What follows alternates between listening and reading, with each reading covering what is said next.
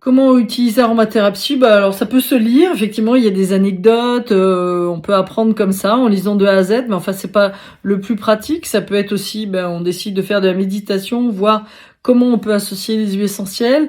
Ça peut être aussi par entrée de pathologie, voilà, j'ai une angoisse, comment je fais pour l'enfant, pour l'adulte? Je vis un deuil, connaître les différentes étapes du deuil ou simplement regarder parmi les huiles essentielles que j'ai, bah, la trousse et puis comprendre en fonction du prix, en fonction des études, quelles sont les huiles essentielles qui vont pouvoir m'aider, aider mes proches ou mes patients. Je pense que c'est un livre qui peut être un compagnon de tous les jours.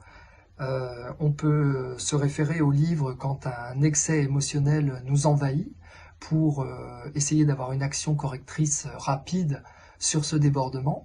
Mais on peut également s'en servir pour commencer à réfléchir à une solution à un problème psychologique ou psychosomatique qui commence à nous embêter ou qui commence à se répéter un peu trop souvent. Je pense qu'il faut, pour utiliser le livre, se référer à la table des pathologies, regarder si l'une d'entre elles nous parle, puis prendre le temps de lire la définition qui lui correspond pour voir si ce qui est écrit nous concerne bien, et ensuite seulement d'aller lire les propositions thérapeutiques qui sont faites. Et là, on peut prendre une partie, deux parties, ou tout prendre.